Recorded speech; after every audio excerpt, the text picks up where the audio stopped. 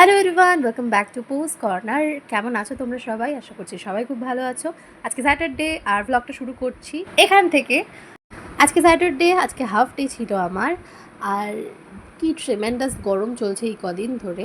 তার উপরে দুপুরবেলাতে না পাচ্ছি কোনো গাড়ি, অনেক কষ্টে একটা টোটো পেয়েছি। আর তারপরে আমি ব্লগটা শুরু করছি।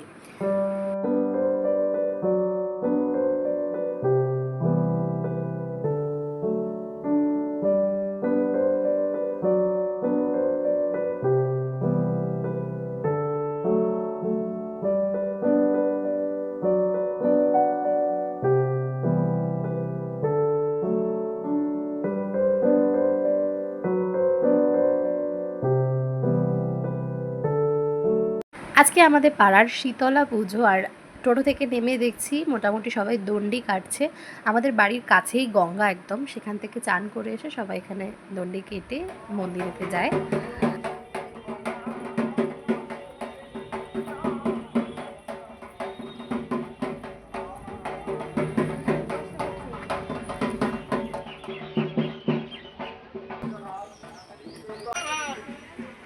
আর এই যে মন্দিরে মাকে কি সুন্দর নতুন শাড়ি পরিয়ে সাজানো হয়েছে।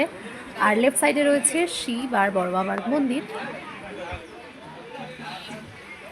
এখন দুপুর গড়িয়ে বিকেল হয়ে গেছে, আর মা নিয়ে এসেছে হরির লুটের বাতাসা লজেন্স, আর আমি পড়াচ্ছিলাম এখন।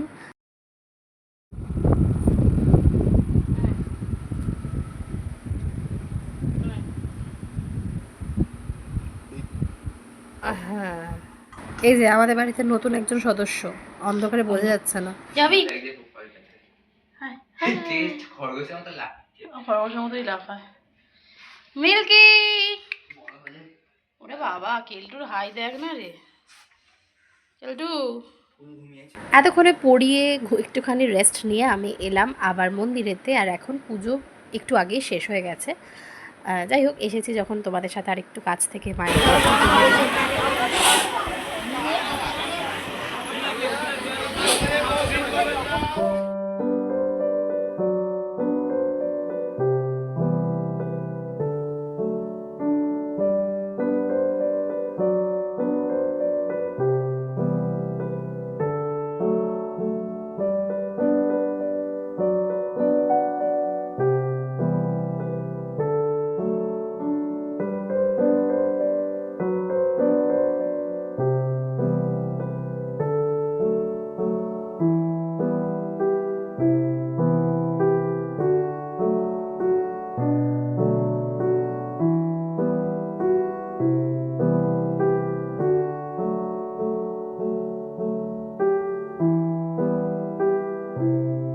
এখন বাজে 5:30টার মতো।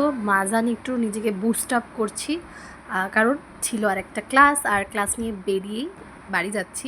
আজকে কি বিভৎস গরম, তার উপরে লং টায়ারিং ডে। এখনও যদিও শেষ হয়নি, কারণ রাত্রিবেলাতে আবার আছে রিহার্সাল।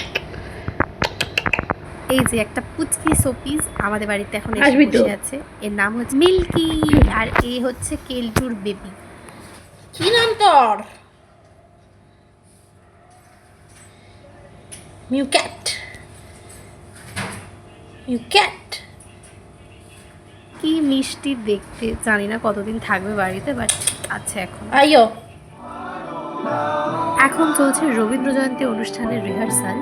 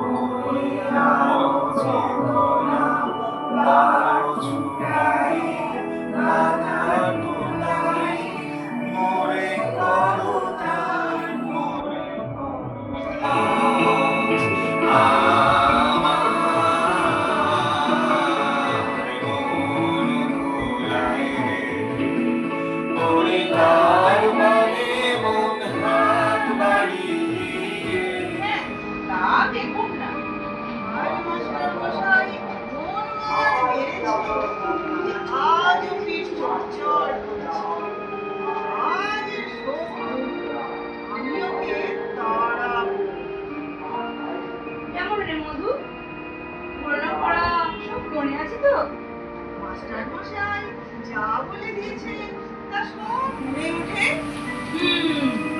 একটা উদাহরণ দে। কিছু কি বললি? রসুন মশাই।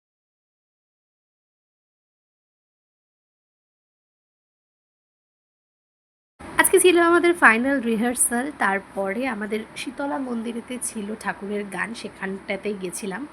আর কালকে রয়েছে রবীন্দ্র জয়ন্তীর অনুষ্ঠান আমাদের, তো ইচ্ছা আছে সেখানের একটা ব্লগ করার, সেটাও আসবে পোস্ট কর্নার চ্যানেলে। যদি আজকের ভিডিওটা ভালো লেগে থাকে তাহলে লাইক কমেন্ট করো, আর যদি ইচ্ছা হয় সাবস্ক্রাইব করতে পারো। টিল দেন টাটা, দেখা হচ্ছে খুব শীঘ্রই নতুন একটা ব্লগে। বাই। এই মতো সময় বিরাটের বড় সন্তানের বধূমাতা রত্নমালাকে মামা বলছে কি